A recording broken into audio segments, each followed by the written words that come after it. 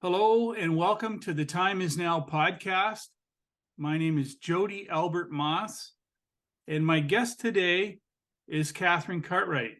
Catherine is an osteopathic manual practitioner, and I'd like to welcome you, Catherine, and share a little bit about yourself. Thank you, Jody, for inviting me to your podcast. So I am excited to talk about osteopathy and my practice. I'll begin with a little bit about myself.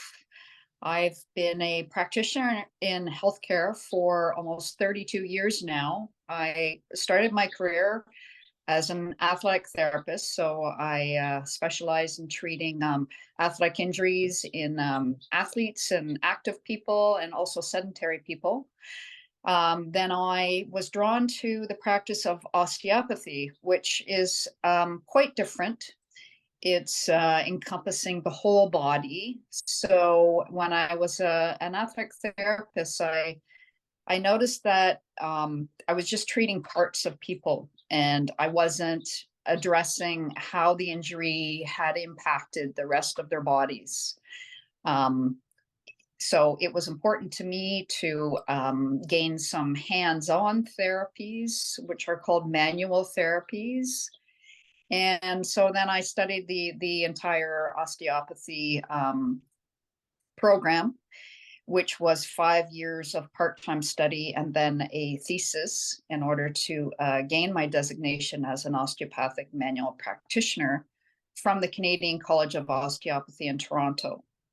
So at that time, this was the only college in Ontario. The practice is about 10 years older in Quebec, so there were many more schools in Quebec at the time. But I learned here in Toronto while I was practicing as an athletic therapist. So as time went on and I started practicing osteopathy, I also encompass the whole body, mind, spirit aspect of people. So noticing that your mental and emotional states will also impact your body. So I practice, I have a home practice in Milton, and I also practice at a clinic in Oakville. Wonderful. Can you explain a little bit about the process for people who don't understand what osteopathy is? If they were to book a session with you, can you kind of talk us through that? Sure. So on the initial visit, we sit down and we talk for quite a while about your medical history, which is very important because it tells me what kind of physical and also emotional traumas have imprinted on your body. So, for instance, a surgery is a big physical trauma if they have to cut you open. Even if they have to do a laparoscopy, where they make a tiny slit and they go in with cameras and things and they do their procedures, that is still traumatic, to your body. It does form scar tissue, even with a laparoscopy. And scar tissue is very invasive and creates lots of tensions, abnormal tensions in the body and pulls. So you have to look at our body as like a web. So there's a web of fascia, a web of connective tissue. So I can pull on your toe, I can pull on that fascia underneath your skin, and create a pull all the way up to your head. So osteopathy encompasses the treatment of all of the components in the body. So you have organs, bones, connective tissue, fluids, and everything is moving, even though you can't perceive that movement. Everything has a position and a movement pattern. And that's our goal, is to put you back into a functional unit. So you function as a unit and there aren't pieces sort of out of place, out of sync. So after we do the history, on your initial visit, I do an assessment, and then I do give you some treatment because I want you to feel different when you leave that initial session.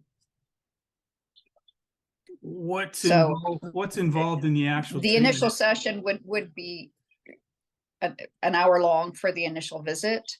And then follow-up treatments would be usually 45 minutes to an hour, depending on how complicated your case is, how quickly you heal. So these are different factors that we use to determine your treatment program. Is it a hands-on treatment? Yes, osteopathy is a manual therapy, so it is hands-on.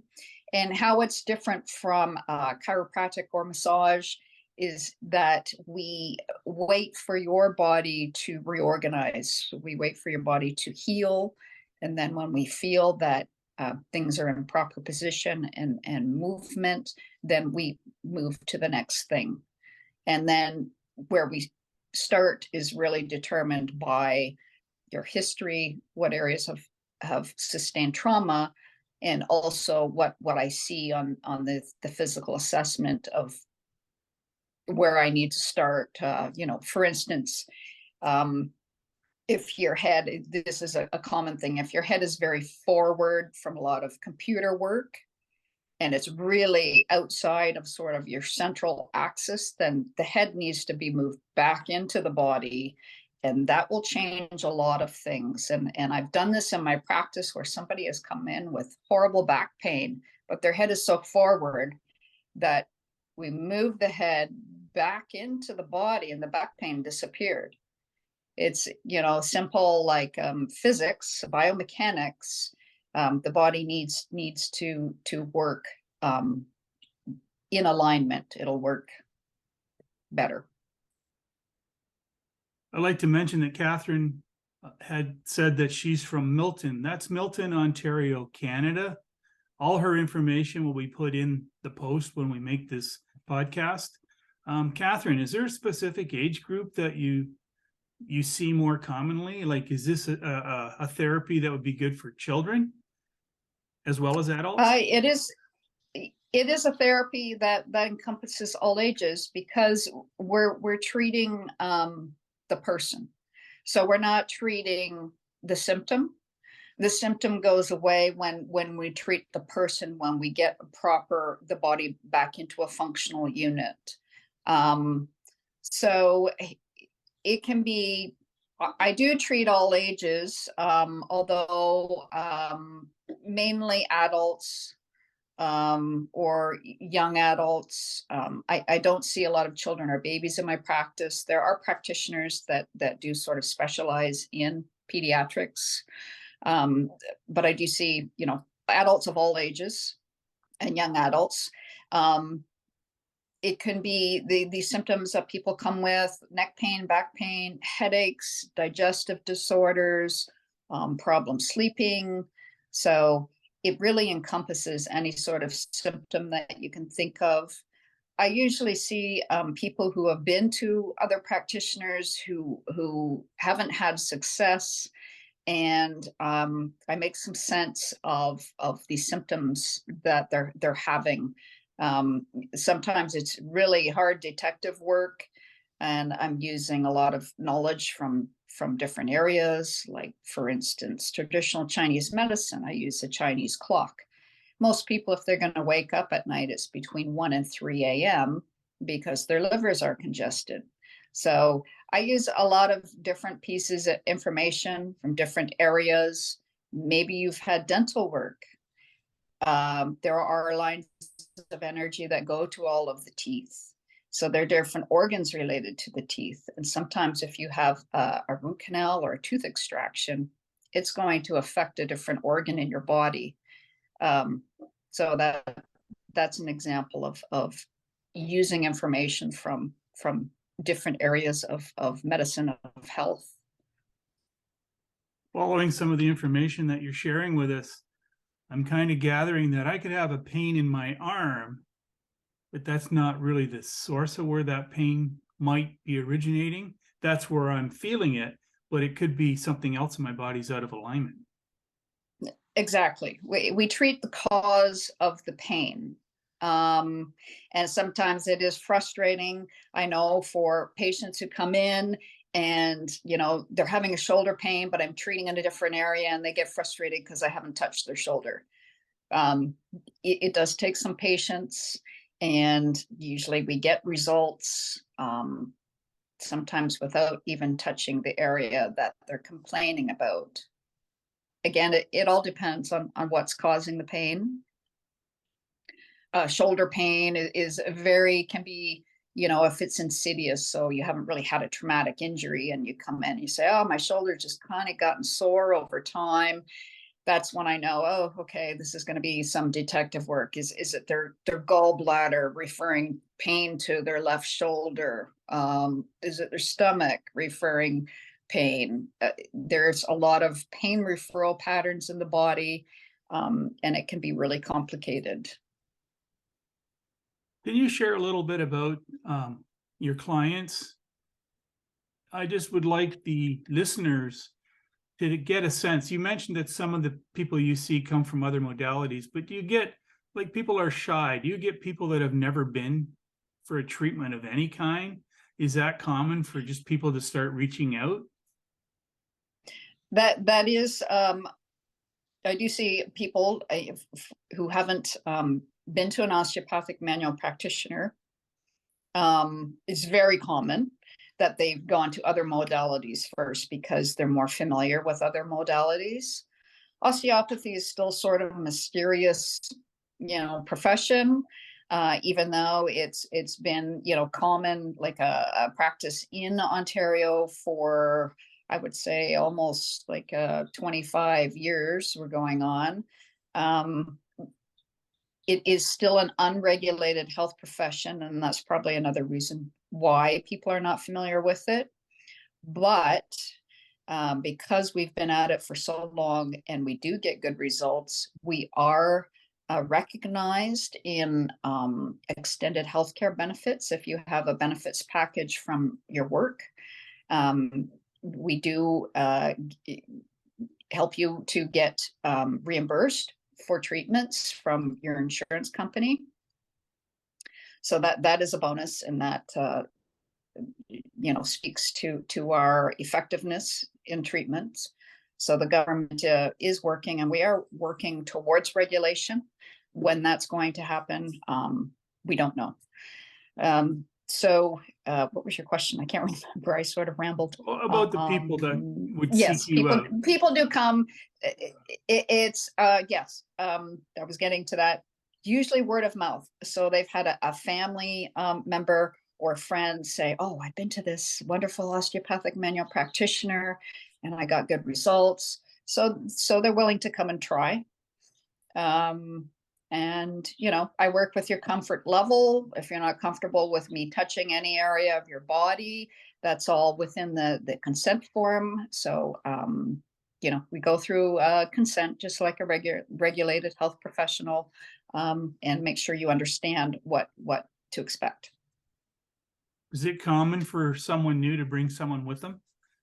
Or do they just come on their own? Or sometimes in that respect, it's usually if they're bringing an elderly relative for treatment, if there's a language barrier, things like that. But usually, or if it's a parent with a minor child, then I usually get the parent to stay in the room.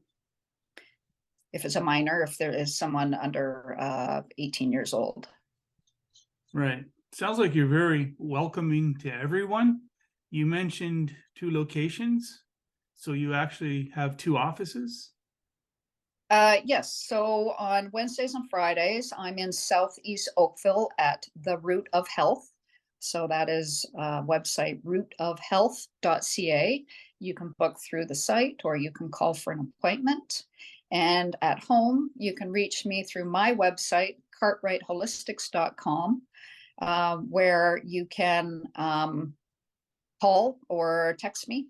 So the phone number is on the website, and you can get information about, the treatment, the costs, etc., length of time, and to read a little bit about me. Wonderful. If someone has had an osteopathic manual practitioner session with you, I know with other modalities, people will have a treatment or a session, and it evolves over a period of time after they've left. Is what you do kind of the same? Sure, yes. Usually it's 24 to 48 hours that I tell people that they'll feel the full effects of the treatment. So it does take time for the body to change, to sort of digest the treatment, incorporate it into their body. Um, Sometimes it's very subtle, but usually I tell them to be aware, and they can usually give me some feedback on how they felt different or how the symptom changed. So on the subsequent follow-up visit, that those are the questions I'll ask is, how did you feel? What happened? Sometimes there's a healing crisis, they work, but then when their body recovers, they feel better that they've had the treatment. Um, so frequency, intensity of symptoms is what I'm looking for when they come back. And then also I do a quick look at their body to see if I can see if things have changed. So it's subjective and objective. And is there like a standard time between the first session and the follow-up? Generally, is there like some kind of... Again, it depends on, yes, what kind of state the person is in, how acute their pain is. Usually it's within a week follow-up. If they're in really rough shape, then it's sooner than that. If they're just coming for some maintenance, which I do have some patients come for maintenance like once a month or once every 3 or 4 months, just to sort of de-stress. I like to do a lot of cranial work. So work on the head. Cranial osteopathy is very gentle, and it stimulates the parasympathetic nervous system. So it puts you into a relaxed sort of sleep state, which most people need the calming because of the level of stress. And with more of that calming influence, digestion will work better. So rest and digest is a common statement. That's how your digestive system works better when you're in parasympathetic mode. If you're really stressed and you eat, then you're not going to digest your food as well. You're not going to absorb nutrients, and the cranial work will help, and it'll also help with sleep. It'll help with headaches. I treat children or adults who've had a post-concussion ongoing symptoms. So these are all sorts of different things that people come to me with. That's interesting, cranial and head work. I guess I'm making an assumption here that the whole body could be connected through the brain, through the head, through the fluids, I guess, eh? So you could work on a foot from working on the head? Yes, for sure. And something that we all forget, even I forget from time to time, is that we are 70% water. So if the cerebral spinal fluid is not pumping correctly, it's going to affect all of the lymphatic fluid in the body, which goes everywhere and will influence a lot of tensions. So movement of the fluid is really key. Interesting. I'm going to throw one at you. I spend a lot of time on social media, and one of the words people are talking about is the vagus nerve. What is the vagus nerve? Can you talk about that a bit? The vagus nerve is the longest nerve in the body. It has so many influences on how your organs work, that it's really key. And it's a really common one that sort of gets compromised in the head, from head trauma, from dental work, just because of the position of it in the head and which cranial bones move to influence it. So yeah, it's massive. And yeah, one of the main cranial nerves. There's 12 of them, but the vagus is very key. You just mentioned something interesting to me. The cranial bones move. So the bones in our heads move, other than the jaw, like the skull would move. Yes, there are 14 cranial bones.